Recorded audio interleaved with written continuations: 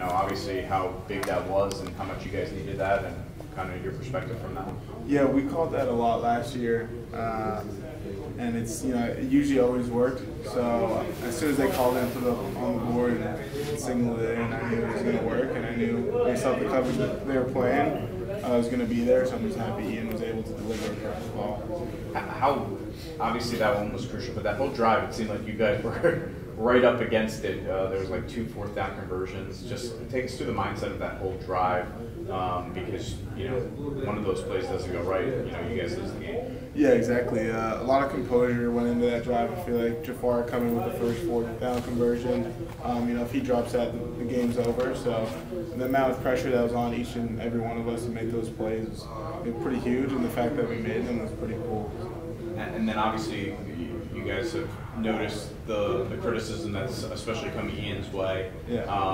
How important was that to get that drive, not only for the team but also for him? Yeah, I'm so happy that he could cap it off, just because it proves all the haters wrong, really, all the naysayers. If you lose, they're gonna hate you, just like he said. If you win, they're gonna love you. So, we're not too caught up and worried about it, but I'm happy that he was able to finish that drive off. At the same time, you did put out a tweet last week to kind of support him a little bit. What was your mindset throwing that out there? Just supporting, a brother of mine. I think no one should have to go through that, and I think he handled it really well. But I think it's kind of silly that people, put just kids under that type of pressure and scrutiny after a tough loss. Chase, you briefly just touched on it, but on that drive, with all the 4th downs that you guys faced, Coach Kelly said post-game that going into that drive, there's a different look with everybody in that huddle. There's you, there's Ian, and all those guys.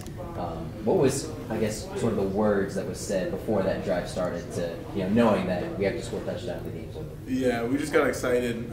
We just said, let's get excited because we know we're going to score, and let's have fun with it. So, there was no anxiety or nervousness in that huddle. So I think it was kind of cool the way the O-linemen handled it. They were fist bumping everyone, and the way Ian handled it. So.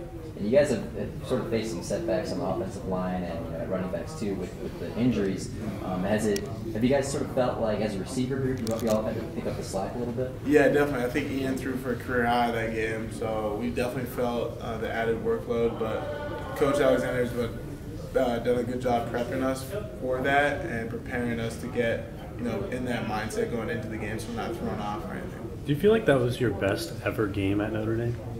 I don't think it was my best game, but I think I made some of my biggest plays there.